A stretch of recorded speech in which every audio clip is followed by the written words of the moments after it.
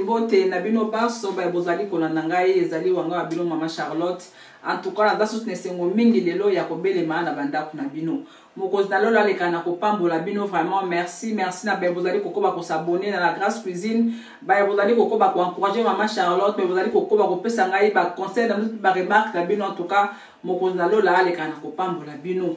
En tout cas lelo toza na recette ya sika mais yambo na présenter le roni to na mokona lelo eza pe eloko moko ba mingi bosenga kinga ngo to kosala ngo na mokona lelo na mombesa lo to pesa katoli mo muke lelo na kopesa toli moko ya muke o etali biso ba mama souvent biso ba mama na ba biso ba mama congolaise toza moi to katolite mama il faut ko katoli même si na minute wana wa septe toli wana te mais yo kana no toli so comme na ngode importante otiki na ba lo mo amuke pour na biso ba mama tant so na bilo mso saka na ndako papa liaka te mais ceux qui boke la libanda les mêmes bilo kwa na mso alambi yango papa dolia vraiment na appétit maman a mayele tant boko débarrasser basani boko na cuisine otuni muninga na yo mama olambaki ondenge nini yo sala ki ondenge nini nyoso ka pozwa mayele to pe boyebi ko sala ya muninga yo ko appliquer mo na ndako na yo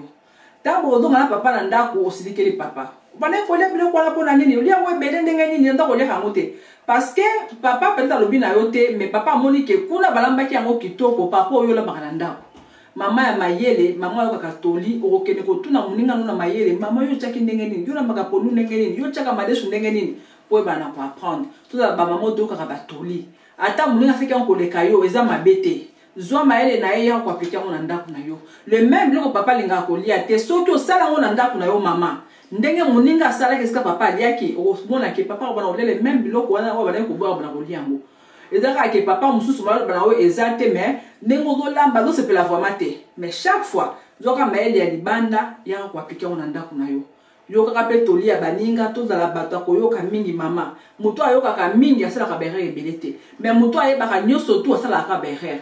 En tout cas, toli muki à la Grâce Cuisine, ba maman na vraiment na lingi bino mingi mokona lola le kana kopambo. Donc na ko leka ko présenter bino o ezali recette na biso ya mokona lelo. En tout cas mokona lelo to ko sala fumbwa. En tout cas fumbwa da mutamto saka fumbwa na lolenge na ye. La Grâce Cuisine pe ata lelo o sala lelo vidéo ezali vidéo ya fumbwa ba mingi pe bozali ko landanga bosenga ki ko sala fumbwa. Pona yango na ko leka na ko présenter biso biloko ni to za yango besoin na mokona lelo pour te bana ko sala o ezali fumbwa na biso.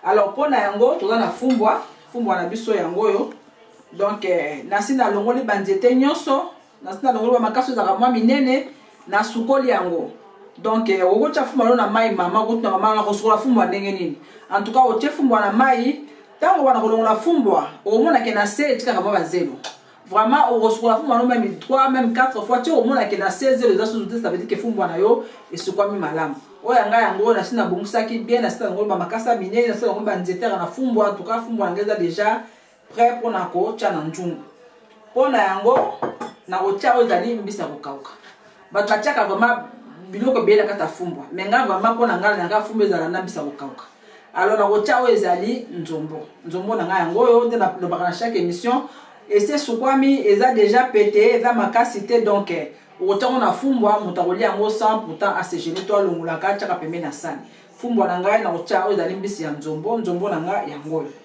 donc okocha pe mungusu okocha pe ngolo ko pe mbisi mususu oyo lingi pona yango na vana matungulu na ngai yango pona fumbwa ai na ngai ya muke yango yo na sina rape yango et puis na ocha pilipili mama Charlotte alinga fumbwa eza mwa pilipili mais so kolia ka pilipili te mama ozo obligé te donc longoli pilipili moche matungulu na ona ai pona yango na kocha ezali tomate pelé to peut boire na ba boîte yango to kosala yango na mukona lelo donc quantité na ngana fumbwa oyo na moni c'est bon donc pona yango na kocha ezali poireau okocha pende mito pe ciboulette eza problème te mais ngana kocha lelo ezali poireau yango yo pona fumbwa lelo pona yango na kosala muscade mukie ebelete to kosala cube to lobaki na émission eleki donc la cube na ba bouillon ba na mote donc petit à petit to na ko écarter en gros na ba recette la Grâce Cuisine mais le lobo moni na planter bino ezali cube na kocha cube kaka moko ya mukie ebelete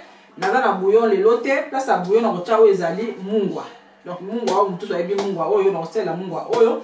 Mpona yango naza na posa ya mafuta mbila to pe huile de palme. Huile de palme nanga na kosalela yango oyo. Donc maman veille vraiment tant ozali kosoma mafuta mbila to pe huile de palme na la qualité ya malamu. Donc omoni yanga yango oyo mpona kosala na mokona lelo yango oyo. Mpona yango fumbwa edi koloba mwamba. So mwamba eza te donc fumbwa vraiment surtout biso ba Congo ya Kinshasa tolomba vraiment mingi fumbwa na biso na mwamba. Peut-être ya bande kwa Brazzaville to Congo Brazzaville bango batibala bango basala yango bouillon na bango batiaka vraiment mwamba te. Mais biso na Congo tosala ka tonta wi fumbwa do là il faut na mwamba. To mwamba nanga yango bo remarquer que mwamba nanga eza mwamba ya Afrique. Do eza mwamba oyo ya poto te. Donc ngana osala lelo mwamba oyo ya Afrique ya Kinshasa. Donc pona yango yo za na mwamba oyo ya Kinshasa te. Mwamba msusu yango oyo. Oyo zali mwamba dosu na ba shop na biso na poto eza pe kitoko pona osala yango fumbwa. Donc na ba modèle za kebele. Donc modèle msusu yango oyo mais na présenter donc yango pona osala fumbwa mais ngana osala ote. Na osala beaucoup plus oyo na lobi euti Afrique euti Kinshasa. Ya ngana osala fumbwa na ngana mokona lelo. Mais si on a ote oki osala ona la kisi eza problème te. Donc on a posé à mwamba pona fumbwa nga. Pona yango en tout cas comme message de la Grâce Cuisine a beta cassette pona nzungu. Mama posa la recette na o kitoko soma nzungu na kitoko. En tout cas mokozi na lolo alekana ko pambola ba mama nyonso bozali kokoba kokomela ngai bozali kobongisa ba cuisine na bino ba nzungu basani en tout cas na dane sengo mingi. Moi aussi à valeur, moi aussi à respect. Tant que ninga na ndako na yo akuti cuisine na yo arrangé propre kitoko apé sur le coup mbala moko. Moko ndalo la ko pambola ba mama nyonso bozali ko doit décider ko suma ba nzungu kitoko, ko suma basani ba verre pona kimia pona estengo na ba cuisine na bino. En tout cas, nous allons poser un nzungu ya malamu pona kosala recette na biso na moko na lelo. Donc pona yango biloko tout je crois la présenter biso na organisation ko sala o ezali préparation ya fumbwa na suna moko na lelo. Donc au mona ndenge la maman Charlotte pe la Grâce Cuisine alambaka fumbwa. Pona yango bomoni fumbwa o eza ebele. Donc eza mokete eza ebele. Pona sina sokola yango na fini mo mkia mo sali boy. Na oleka na kocha fumbwa na nga kati ya nzungu. Donc fumbwa na nga yango na tia na kati ya nzungu. Donc pona yango na lekani kocha o ezali ai na matungulu na tia na kati ya nzungu na nga fumbwa.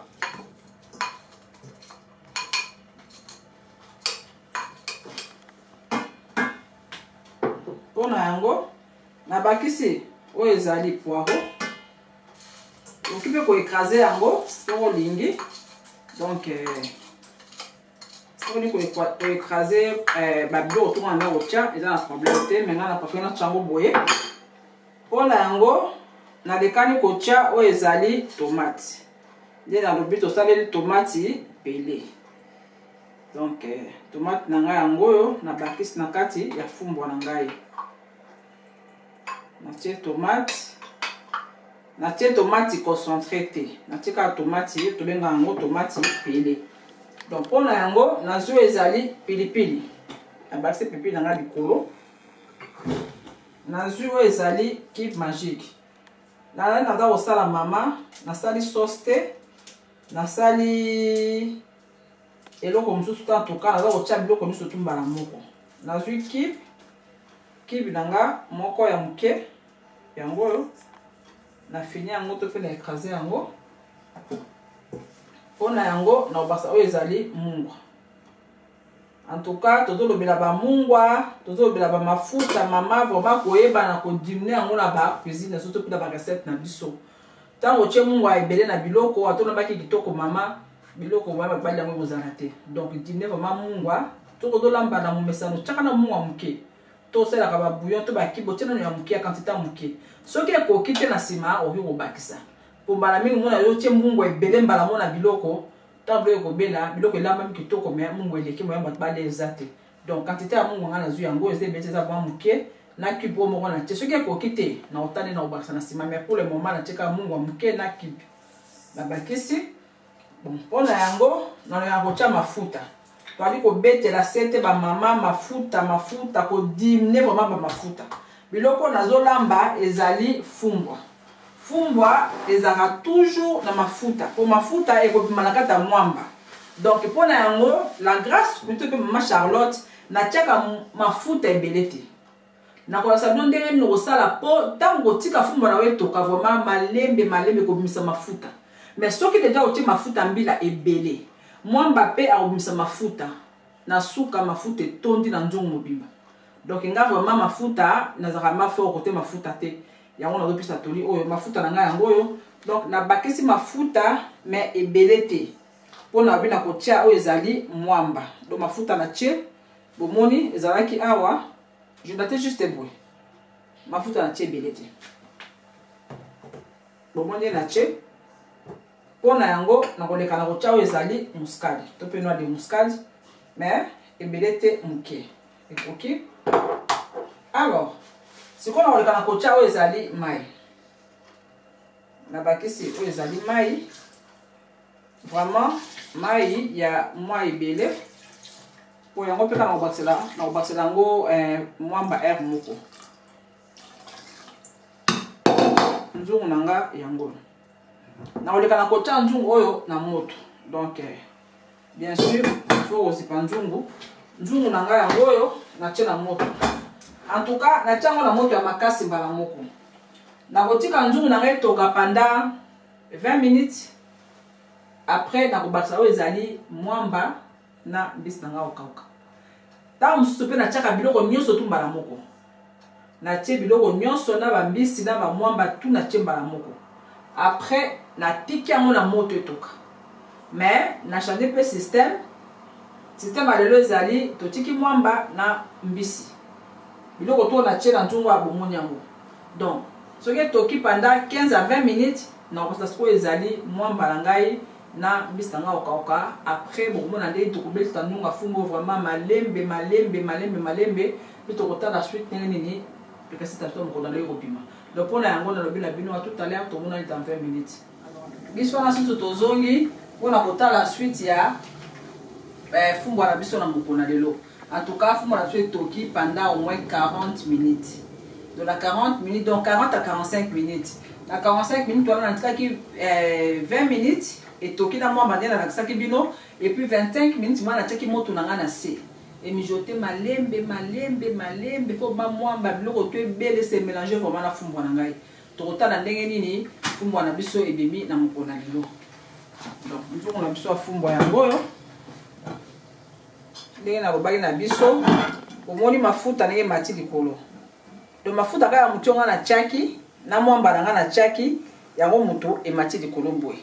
Sikoyo nakolekana komélanger oyo ezali fumbwa na biso na mokona lelo. Nalobaki koveye mama fumbwa ezika te. Natiaki pilipili. Donc so nani kofina pilipili eta mpona komi nakofina pilipili na nga na mélanger yango na fumbwa na nga. C'est mélanger donc na nzungu mafumba ekoma na pilipili. Mais lokwa ntango bana baolinga kolia donc na fini pilipili na te. Tokosala oyo ezali présentation na finaki mwamba nyonso on a tiaki po etikala mitutu mona efina na malamu te donc na matin ko fina mwamba nyonso tu. Donc fumbwa na biso vraiment ebimi kitoko ni alobaka kitoko na misu kitoko na monoko. Donc tokosala oyo ezali présentation na fumbwa na biso na moko na lelo. Donc mpona yango vraiment nakoleka na kotia fumbwa na sane. Donc fumbwa na biso tonambi yango na oyo ezali mbisi ya nzongo. Vraiment rien à dire, rien que na solo. En tout cas fumbwa na biso bimi vraiment kitoko lambela libota ma maman eza nango compliqué te. Donc kolamba vraiment fumbwa boye eza compliqué te. Yo pochaka biloko tumbala moko pourquoi pas eza nango mabete. Mais il faut tirer un peu moi fumbwa moke na moto po fumbwa elekana nako ba mwamba biloko to kotia elekana na kobela malamu. En tout cas rien à dire. Donc to mesala na momesano pour ça la présentation dans la Grâce Cuisine fumbwa na biso yangoyo. En tout cas pour na kolamba fumbwa no mama eza nango compliqué te. Car na présentaki dès le début na émission to bandaki na ndenge to kopi fumbwa na biso ebima boy. En tout cas yo mto kolamba fumbwa na yo mto ko réussir mama kobosana te kokomela la Grâce Cuisine. Bosenga biloko ebele to sala wangila peut-être semaine prochaine to sala wangila. En tout cas yo lingi ko s'abonner to pe yo zala baninga ba copine mama yebisa bango ba s'intéresser ba se connecter dans la Grâce Cuisine. Wana ba okuta ba émission ebele, ba okuta ba recette ebele. En tout cas, mokonda le kana ko pambola bino mbote na bino nyonso bisika bozwami. En tout cas, to la recette ya semoule, la fufu semoule. Moi na moko à 16 ans comme la kinga, vraiment dans la qui touché, en tout cas to la recette wana pour la salingi na la fufu ya semoule. En tout cas, nzamba pambola bino, juste à la gauche na ngai na rouge, to ka wa prier reste comme s'abonner. On va trouver l'émission surtout il y a la Grâce Cuisine à Maman Charlotte. En tout cas, merci na bino nyos vous allez pour encourager Maman Charlotte, vous allez pour Maman Charlotte, na ba commentaire na bino partout ici ka besoin en tout cas pour que nous allons kana kopambo la bino. En tout cas, ceux qui remarquent zali, ceux qui conseillent zali, pourquoi pas boy bla kokomela ngai na ba commentaire na bino na kotanga yango. Bokomeli ngai ebele ba on nous répondre bango te en tout cas vous avez la patience na kozanga ko répondre bino te na mikolo zali koya. En tout cas, to ba mikolo zali koya to kotia numéro ya téléphone pour la Grâce Cuisine. Yo ni ko sona Maman Charlotte, yo ni ko kota contact na Maman Charlotte, yo ni ko senga conseil et pas Maman Charlotte, yo pour ni ko conseiller Maman Charlotte. En tout cas, pourquoi pas tout sur le téléphone. Donc eza nango compliqué te to kotia numéro de téléphone na mikolo zali koya. En tout cas pour la ngana komi na suka, yo ko sala fumba na yo ko rester en tout cas bon appétit. Na lobe na bino moko na lola pambola bino. Wana to monani à la prochaine. Bye.